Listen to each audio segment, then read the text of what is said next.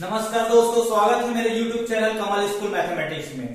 आज हम SCERT रायपुर द्वारा संचालित कक्षा 10वीं के गणित विषय के अध्याय नंबर 1 बहुपद पॉलिनोमियल के प्रश्नावली 2 पर बात करेंगे। प्रश्नावली 2 का मैं पहला से लेकर दूसरा क्वेश्चन, पहला और दूसरा क्वेश्चन को मैं अपने पिछले वीडियो में बताया था। अगर आप वो वीडियो नहीं देखे होंगे तो आप उसको पहले देखिए, मैं उसका लिंक इस वीडियो के डिस्क्रिप्शन में दे दूंगा, क्योंकि आपको वो वीडियो देखेंगे तभी आपको ये आगे का समझ में आएगा। क्योंकि ये मैं जो 2 क्वेश्चन बताया था उससे रिलेटेड है ये क्वेश्चन, उसके बिना ये नहीं बनेगा। तो आप पहले उसको देखिए, ठीक है। अब आगे बढ़ते हैं हम लोग। प्रश्न नंबर 3 बोलता है निम्नलिखित में a का मान ज्ञात कीजिए जबकि gx px का एक गुणनखंड हो। तो हम लोग पिछली क्लास में क्या पढ़े, गुणनखंड कैसे निकालते थे? gx से x का मान निकालते थे और px में रख देते थे। अगर उसका वैल्यू 0 आता था अर्थात रिमाइंडर शेषफल 0 आता था तो वो गुणनखंड होता था। इसमें पहले से दे दिया है कि ये गुणनखंड है, मतलब क्या है, px में gx को भाग देंगे तो उसका शेषफल कितना बच रहा है? 0। शेषफल 0 बचेगा। तो हम लोग शेषफल प्रमेय से कैसे पढ़ते थे, कैसे बनाए इसको कि gx से x का वैल्यू निकालते थे, x का वैल्यू निकालने के बाद px में रखते थे तो रिमाइंडर क्या बचता था? 0 बच गया। तो क्या होता था? वो गुणनखंड था। इसमें पहले से दे दिया है कि गुणनखंड, मतलब x का वैल्यू निकाल के हम px में रखेंगे इक्वल टू 0, वो 0 पहले से दिया है। अब कैसे सॉल्व करेंगे? सॉल्यूशन कैसे होगा? इसमें दिया है gx पहले दे दिया है gx px का एक गुणनखंड है। तो गुणनखंड प्रमेय से लिख देते हैं, गुणनखंड प्रमेय से।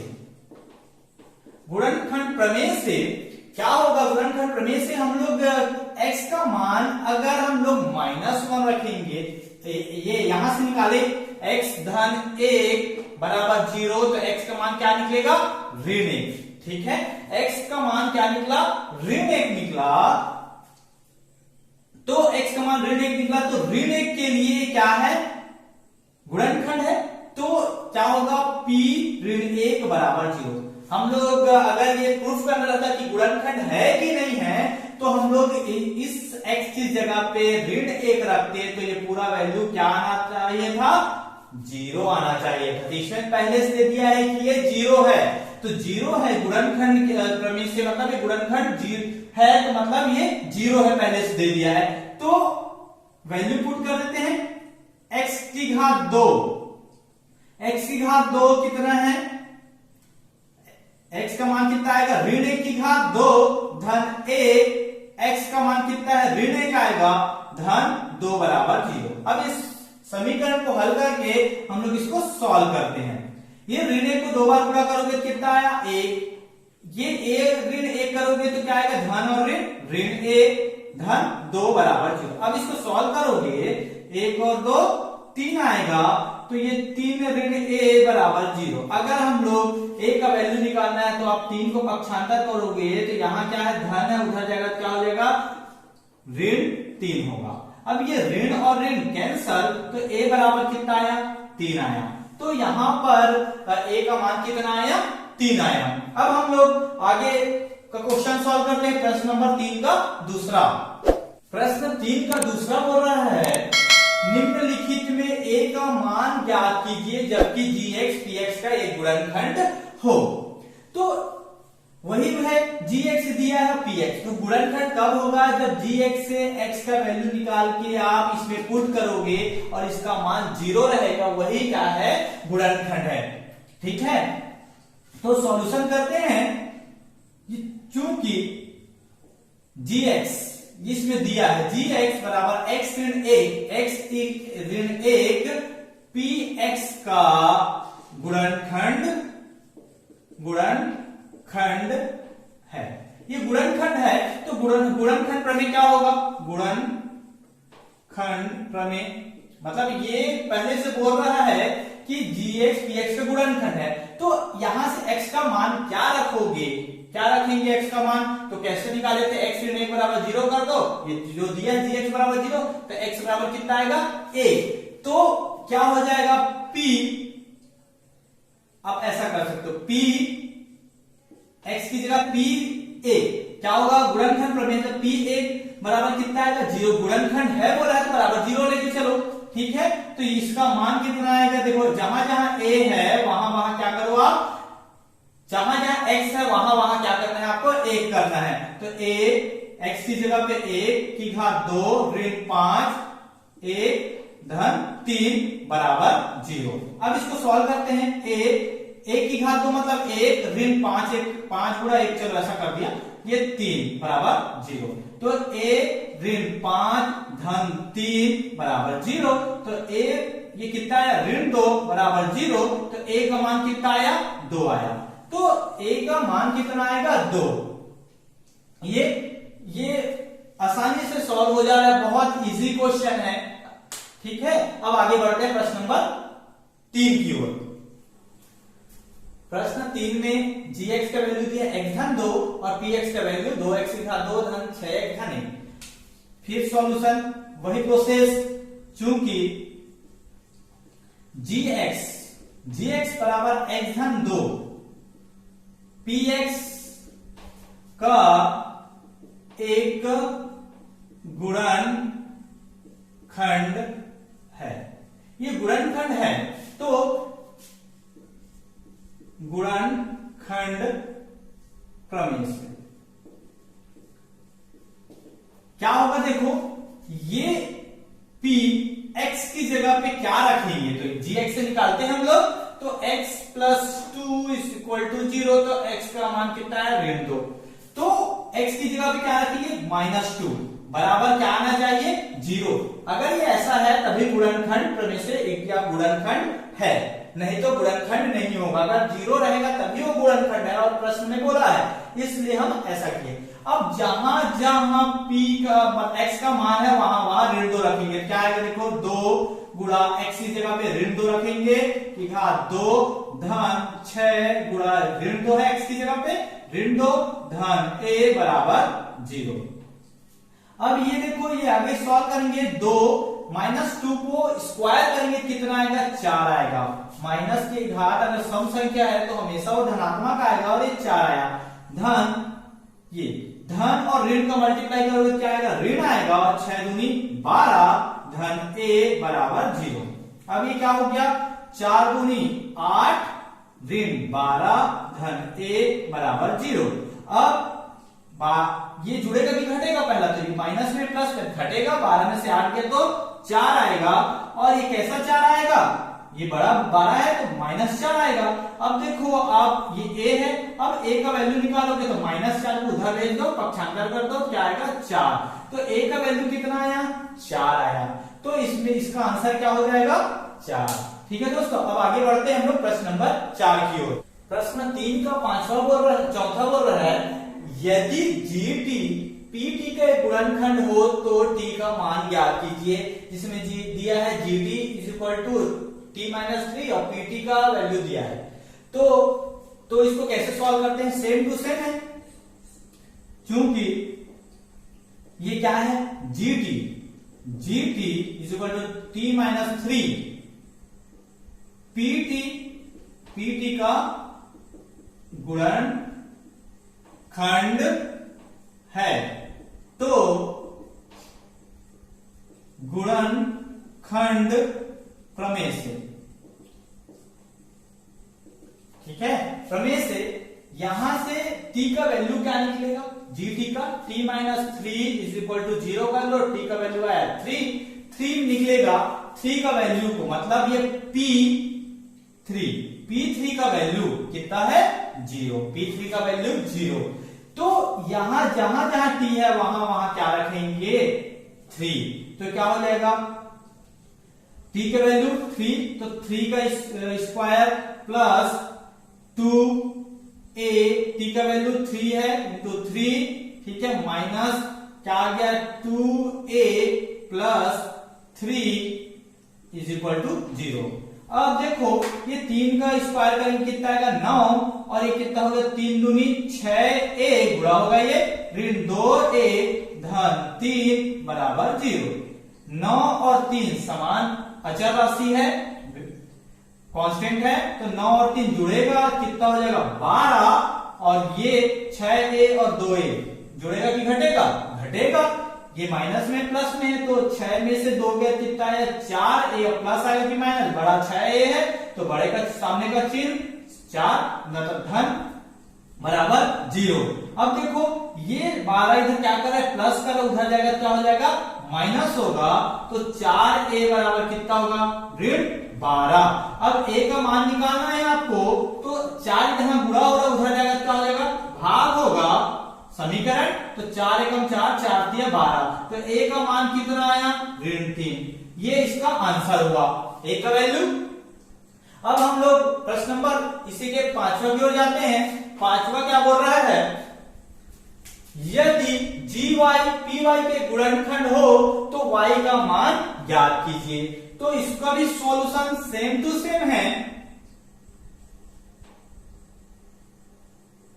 चूंकि gy बराबर कितना है y प्लस 5, किसका py का गुणनखंड है, तो गुणनखंड प्रमेय से बहुत ही आसान है। ये देखो यहां से y का मान क्या निकल जाएगा -5, ये y प्लस 5 इक्वल टू 0 करोगे तो y का मान कितना निकलेगा, y प्लस 5 बराबर 0 करोगे तो y का मान निकलेगा -5। तो y का मान -5 निकला, तो यहां पर y -5 इक्वल टू क्या आएगा 0। गुणनखंड है तो उसका मान 0 ही है, ये हम लोग कल पढ़े थे। अब ये देखो p -5 इक्वल टू 0। अब यहां पर जहां जहां y है वहां वहां क्या रखेंगे ऋण 5 रखेंगे, तो ऋण 5 की घात 2 ऋण 2, y का मान कितना है ऋण 5 और a धन a बराबर 0। अब ये 5 ऋण 5 का स्क्वायर करेंगे कितना आएगा 25। अब ये ऋण और ऋण क्या हो जाएगा धन, 5 दूनी 10 धन 1 बराबर 0। अब ये देखो 25 और 10 कितना हुआ 35 धन 1 बराबर 0। a का मान निकालेंगे क्या हो जाएगा 35, इधर धन कर रहा है उधर जाएगा तो ऋण करेगा, तो a का मान कितना आया ऋण 35। बहुत आसान है, बस हमको जानना है कि gx px का गुणनखंड कब होगा।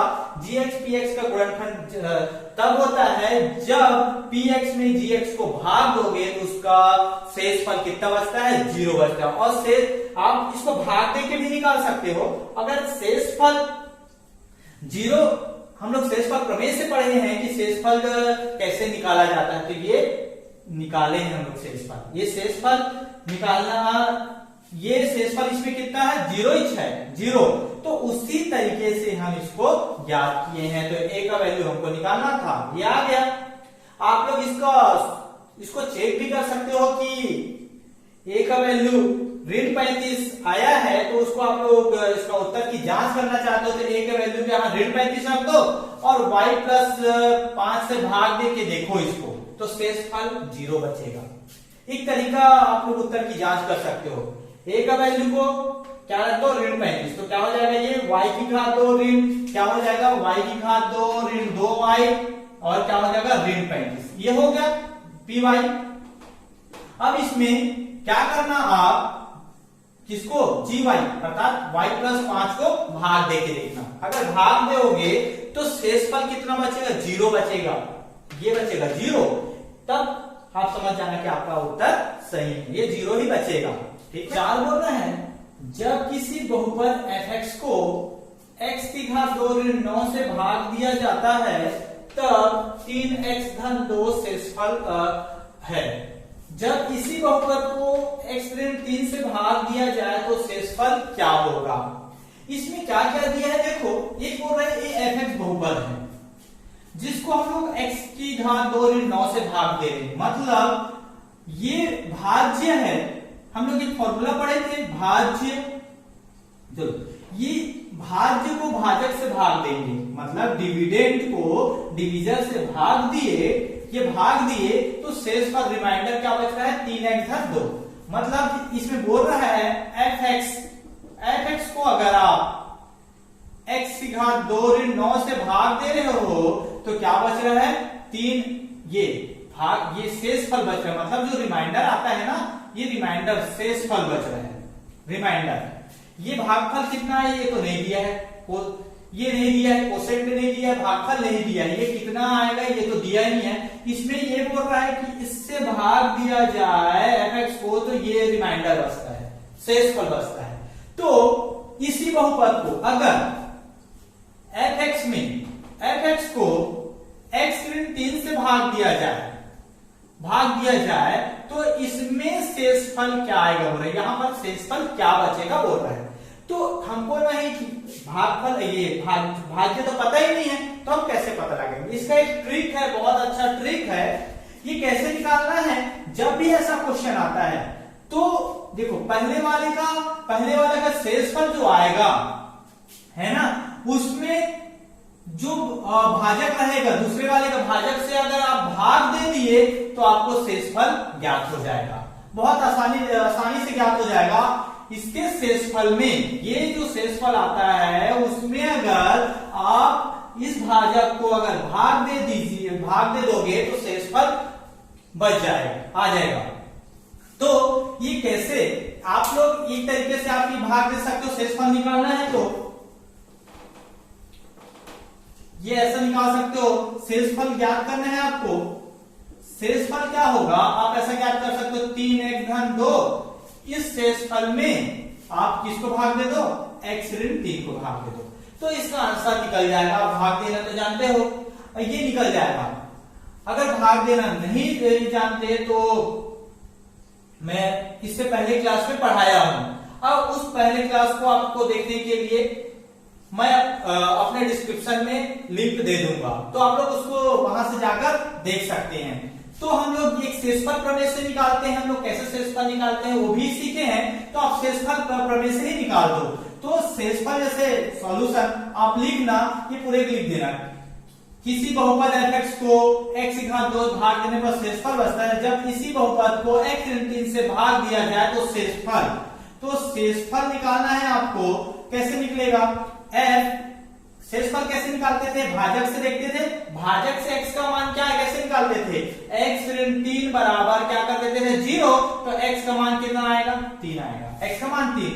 तो f3 किस में रखेंगे, जो भाजक है, जो शेषफल निकाले हैं उसी में रखो, तो 3, चलो इसको एक लाइन और लिख देता हूं, क्या रखोगे x की जगह पे क्या रखोगे 3 + 2, तो कितना आएगा 9 धन 2, कितना आएगा 11। तो इसका आंसर क्या आएगा 11। मतलब क्या बोल रहा है, fx में अगर आप इससे भाग दे रहे हो x की घात 2 ऋण 9 से भाग दे रहे हो तो शेषफल क्या बच रहा है 3x धन 2। अब इसी fx में अगर आप x - 3 का भाग दोगे तो शेषफल कितना आएगा 11, ये बोल रहा है। तो ये 11 आएगा आंसर, बहुत आसान है, इतना ही सॉल्यूशन है इसका। अब आगे बढ़ते हैं प्रश्न नंबर 5। प्रश्न नंबर 5 बोल रहा है जब किसी बहुपद fx को x - 16 से भाग दिया जाता है तब 5x धन 3 शेषफल है, जब इसी बहुपद को x धन 4 से भाग दिया जाए तो शेषफल क्या होगा। तो ये प्रश्न नंबर 4 जैसे इसका सॉल्यूशन है, बहुत इजी है। तो आप सॉल्यूशन में पूरा यहां से लेके जो क्वेश्चन में दिया है यहां तक लिखना है आपको। तो ये शेषफल हो गया। शेषफल क्या होगा, आप लोग को करना क्या है, ये जो दूसरे वाला भाजक है x धन 4 से x का मान निकालना है और पहले वाले शेषफल में रखना है, तो आ जाएगा आंसर। तो पहले इसमें से कैसे निकालेंगे, x धन 4 से निकालोगे तो x बराबर कितना आया ऋण 4। तो f ऋण 4 के लिए हमको निकालना है, क्या है, 5x धन 3 ये हुआ।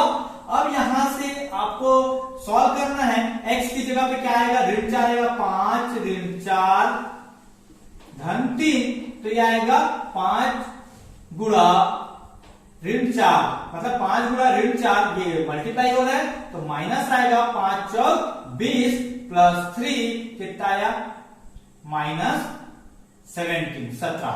ये इसका शेषफल है। मतलब आप इस fx में x की घात 2 ऋण 16 से भाग दोगे तो कितना आएगा, 5x धन 3। जब इसी fx में x धन 4 का भाग दोगे तो शेषफल कितना आएगा, ऋण 17। आई होप आप लोगों को समझ में आया होगा। अगर मेरा वीडियो आपको अच्छा लगा होगा तो लाइक कीजिए और अपने दोस्तों तक शेयर कीजिए। साथ ही साथ अगर आप मेरे चैनल को अभी तक सब्सक्राइब नहीं किए होंगे तो सब्सक्राइब कीजिए और बेल आइकन को दबा दीजिए, जिससे आपके नोटिफिकेशन तक मैं जब भी वीडियो डालूं तो पहुंच सके।